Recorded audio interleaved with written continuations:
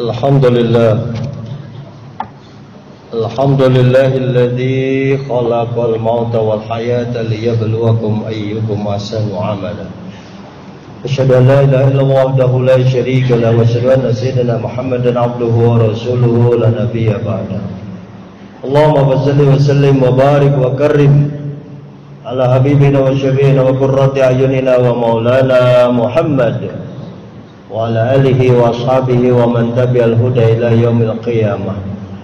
Amma ba'd, faqad qala Allah ta'ala fi kitabil karim wa huwa asdaqul qailin, a'udzu billahi minasy syaithanir rajim.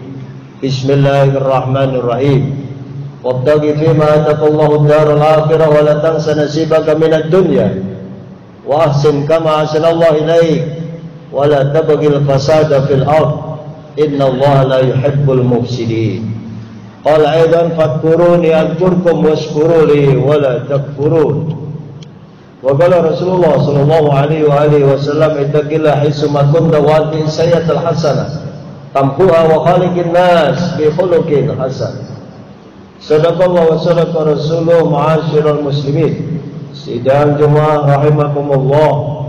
Bersyukur kita Allah berikan nikmat iman dan Islam, sehingga hari Jumat, hari yang paling barokah ini, kita bisa melaksanakan tugas kewajiban kita sebagai hamba Allah untuk tunduk patuh tadarruk, meninggalkan seluruh aktivitas kita menuju masjid yang kita muliakan ini, jalankan ibadah. Semoga rangkaian ibadah malam Jumat sampai Jumat Sayyidul Ayyam, hari yang berkah ini, diterima oleh Allah Subhanahu wa taala, diberikan keberkahan dalam kehidupan kita, berikan nikmat iman Islam pada kita, makin kuat tauhid kita, makin kuat kesehatan dan juga semangat kita di dalam beribadah kepada Allah Subhanahu wa taala. Amin ya rabbal alamin. Salam kita sampaikan ke baginda Rasulullah sallallahu alaihi wasallam. Sidang Jumat yang mulia, rukun khutbah wajib saya sampaikan di masjid sedunia sama, enggak di Indonesia saja, yaitu pesan moralnya adalah iman dan takwa. Bagaimana ittaqullah itu wajib saya sampaikan, karena diri kita masing-masing adalah hamba-hamba Allah yang penuh dengan dosa, hamba Allah yang penuh dengan khilaf. Terkadang kita lupa atas perintah-perintah Allah. Karenanya jalankan kewajiban ittaqillah haitsu ma kunta, bertakwalah dimanapun kita berada.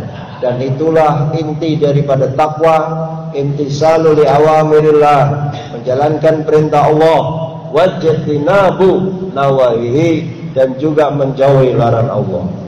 Kalau kita sudah menjalankan dua hal ini, insyaallah selamat kita sebagai hamba Allah, menjadi hamba yang muttaqin, hamba yang bertakwa, hamba yang mukhlisin, hamba yang ikhlas. Tinggal menaikkan derajat ketakwaan kita menuju hamba yang muhsinin, hamba-hamba yang benar-benar anta'budallah ka'annaka tarahu fa illam takun tarahu fa innahu yarak. Ini jadi kualitas ketakwaan kita dari kecil sudah ada, tapi tiap Jumat diingatkan itu dalam rangka peningkatan kualitas dan kuantitas ketakwaannya itu, saudara. Sidang Jumat yang dimuliakan Allah Subhanahu wa taala, sehari-hari kita menghadapi problem, dan tentu kehidupan ini sendiri adalah amanah dari Allah Subhanahu wa taala. Mari kita kejar akhirat sebanyak-banyaknya, tapi tidak lupa bahwa kita juga hamba yang hidup dunia. Wala tangsa nasibaka minad dunya. Jangan juga lupa urusan dunia. Kita punya kewajiban pribadi, mendidik anak-anak, keluarga, dan juga istri. Amanah memberikan ekonomi, pendidikan, kesehatan, bahkan meningkatkan kualitas harkat martabat internal keluarga, lingkungan, masyarakat, bangsa dan negara. Itu menjadi tugas kita sebagai khalifatullah fil ard. Tetapi saudara, perintah Al-Qasas itu jelas. Wabtaghi fima ataqallahnya darul akhirah. Disuruh mengejarnya adalah akhirat. Jangan sampai dunia lebih besar daripada urusan akhirat.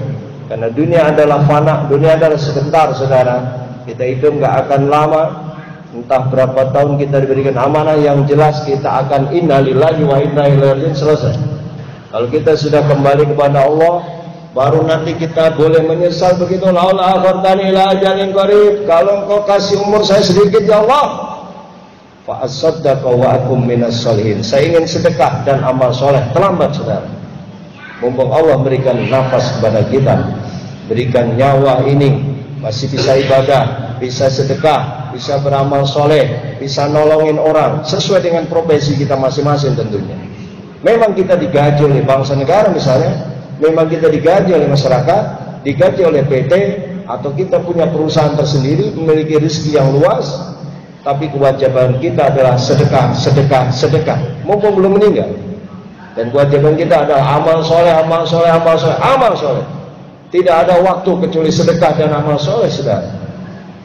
Dan itulah mereka orang-orang yang sudah meninggal itu impiannya yaitu bukan mereka ingin dipanjangkan umur kemudian dia datang hidup di dunia lagi pengen sholat, bukan. Pengen baca Quran, bukan. Tapi dia ingin fa'asaddaqo, saya ingin sedekah. Wa akum minas sholihin, saya ingin menjadi orang yang soleh. Ya, soleh ini artinya orang yang baik. Soleh ini kan aplikasi dari iman dan takwa, saudara. Kalau orang sudah punya iman takwa, harus disertai dengan kesolehannya. Dan soleh itu ada dua, soleh ke atas, soleh ke samping, ke bawah.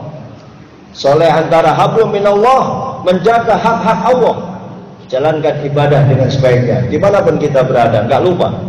Ya, dia lagi piknik di luar negeri, dia tetap jaga ibadah, sholat. Dia cari masjid, dia sholat. Nggak ketemu masjid di mana aja. Kullu ardin masjidun, tiap bumi Allah itu adalah masjid. Mau di negara Amerika, di negara mana saja, di negara yang tidak ada masjid sekalipun. Fa innama tuwallu fasamma wajhullah. Di mana saja kita berada, kita bisa mengarahkan diri kita nyembah Allah, kiblat kepada Allah, dan itulah tugas kita. Fadillah, sabda Rasulullah SAW, jagalah Allah. Jagalah Allah itu pengertiannya bukan kita menjaga Allah, jagalah hak-hak Allah. Jangan sampai kita lupa. Kita ada kewajiban 5 waktu, subuh, zuhur, asar, maghrib, isya, dan jalankan. Qobliyah ba'diyahnya penuhi. Bagaimana kepedulian sosialnya meningkatkan ketakwaan kita itu malah ditambah sunnah-sunnah, ditambah juga qiyamul lail wa minal laili fatahajjad bihi nafilatan laka asa ya wa rabbuka maqaman mahmuda. Qiyamul lail, saudara. Kita ingin naik derajat, naik pangkat, rezeki pengen lancar, tapi nggak mau qiyamul lail, nggak butuh Allah, nggak nyembah Allah, nggak menjaga hak-hak Allah. Bagaimana Allah akan peduli kepada kita, saudara? Yahfatka, Allah akan menjaga kita ketika kita juga peduli melaksanakan kewajiban kita kepada Allah Subhanahu wa taala. Darah dalam kehidupan ini yang lebih penting juga adalah menjadi hamba Allah yang bersyukur. Problem terlalu banyak, problem kehidupan terlalu banyak di internal rumah tangga, anak-anak. Bagaimana kemajuan ilmu pengetahuan dan teknologi, internet, anak-anak kita sudah terjajah. Bagaimana moral, pendidikan, akhlak anak-anak kita ini, PR ke depan. Kalau kita, saudara semua sudah doktor, sudah S1, sudah S2, S3, bagaimana anak kita? Bisakah mereka bisa menjadi doktor dan profesor, saudara? Bagaimana anak-anak kita ini bisa diangkat derajat seperti saudara-saudara juga?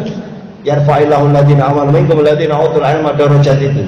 Allah hanya akan mengangkat derajat orang beriman dan ilmu pengetahuannya tinggi dengan beberapa derajat. Ingat, jangan salah, tetap mengedepankan akhlak moral secara pribadi, kemudian intrinsik dan internal lingkungan rumah tangga kita, baru masyarakat luas. Karena perintah Allah dalam Quran yang lain, ku anfusakum wa ahlikum nar, itu berat. Diri kita sudah, Ustaz, saya sudah sholat, saya sudah qiyamul lail, saya sudah puasa, insya Allah saya sudah meningkatkan dari syariat menuju tarekat, hakikat, makrifat, Ustaz. Tapi bagaimana anak-anak kita? Saya sudah sholat jamaah, bagaimana anak-anak dan istri kita? Sholat jamaah, ibadah, menjaga moral, bukan hanya pada perilaku kita, saudara, tapi bagaimana mengantarkan anak-anak bangsa menjadi regenerasi yang baik, meneruskan perjuangan orang tua, itu yang penting. Karenanya selalu kita utlubul ilma minal mahdi ilal lahdi, belajar dan belajar, saudara. Kita baca beberapa kitab kuning, tafsir, berbagai tafsir, al-hadis dengan beberapa kitab hadis. Gak akan habis, saudara, sampai kita mati. Coba Anda buka Quran, Anda buka tafsir, bukan fikih. Serasa kita masih bodoh, tidak bisa menguasai ilmu agama ini dengan secara kafah, dengan secara sempurna. Saudara. Masih ada yang kurang. Sejago-jagonya ahli fikih, masih banyak saudara pengetahuan tentang fikih Islam yang belum dikuasai. Sejagonya dia berilmu tafsir, bahasa Arab sudah jago, tapi ya Allah, setiap dia ngaji di majlis ta'lim, di masjid, musola, pondok pesantren dan lain sebagainya, saudara, di mana aja kita berada, jangan lupa minimal seminggu sekali, 2 kali kita cek IQ kita ini, kemampuan kita, kognitif kita, psikomotorik kita, afektif kita itu dengan ilmu, saudara. Karena ilmu menjadi nur, menjadi cahaya kehidupan yang bisa menambah keimanan dan ketakwaan kita. Kadang kita lalai, merasa kita sudah hebat, sudah doktor, sudah profesor, nggak mau belajar lagi. Salah, saudara. Orang yang cerdas itu selalu belajar dan belajar dan belajar, meningkatkan kualitas diri. Kalau secara ilmu pengetahuan umum kita terus belajar karena kemajuan ilmu pengetahuan dan teknologi, jangan lupa saudara, kita juga wajib belajar. Man yuridillahu bihi khairan yufaqihu fiddin. Siapa yang dikehendaki Allah dia jadi orang yang baik, yufaqihu fiddin. Dia akan dipahamkan terhadap agama, karenanya ngaji. Saudara, selain sabar, selain syukur, selain tawakal, kita juga harus ikhtiar. Syukur itu kata kunci. Biar kita gaji sudah terbesar sekalipun, kalau kita kupur nikmat, kita nggak terima kasih sama Allah, nggak terima kasih kepada pimpinan, tidak terima kasih kepada orang yang nolong kita, tidak terima kasih pada bawahan-bawahan kita yang tiap hari bekerja sama satu tim untuk menyelesaikan suatu tupoksi besar dalam jalan kehidupan kita sehari-hari.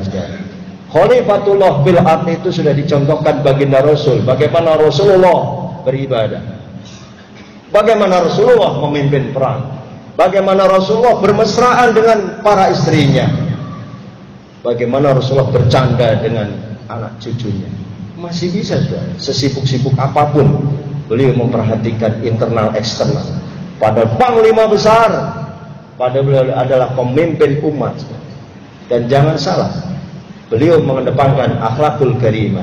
Saking begini dipuji oleh Allah, wa innaka la'ala khuluqin 'adzim. Sungguh kau Muhammad adalah orang yang memiliki akhlak yang terbaik, budi pekerti yang hebat. Itu pun masih dihajar orang, saudara. Masih menekan tantangan, masih banyak orang syirik, masih banyak orang hasud, masih banyak orang yang membunuh Rasulullah. Terlebih apalagi kita, saudara, kita banyak salah, akhlak kita masih kurang baik, ucapan kita kurang baik. Wa khaliqin nas bi khuluqin hasanin, kita masih milih-milih bergaulah kepada sesama manusia dengan akhlak yang baik. Rasulullah tidak pandang bulu, saudara, tidak kenal suku, bineka tunggal ika, dari mana saja Rasulullah, nggak hitam, nggak putih, bergaul dengan baik, saudara. Kalau kita masih milih-milih, ini baru bicara NKRI, bineka tunggal ika. Apalagi Rasulullah ada pemimpin dunia, saudara, pemimpin dunia yang bisa mengayomi. Dalam Quran disebut wa ma arsalnaka illa rahmatan lil alamin. Tidak kuutus kau Muhammad termasuk kita sebagai penerus ini illa kecuali rahmatan lil alamin, menjadi rahmat sekalian alam, bermanfaat dimanapun kita berada. Itu menjadi PR kita, saudara, sebagai umat Islam, meneruskan perjuangan Rasulullah di rumah tangga kita, di masyarakat kita, sekup yang sangat luas dalam bangsa dan negara kita. Mudah-mudahan sekilas khutbah yang saya sampaikan bermanfaat untuk diri pribadi dan kita semuanya dalam rangka meningkatkan kualitas iman takwa kita kepada Allah, makin rajin ibadah, makin banyak sadar diri, selalu menambah ilmu dan menambah ibadah sunnah-sunnah selain kewajiban yang rutinitas kita. Amin ya rabbal alamin. Barakallahu li wa lakum fil Qur'anil azim wa nafa'ani wa iyyakum bima fihi minal ayati wa dzikril hakim. Taqabbal minni wa minkum tilawatahu innahu wal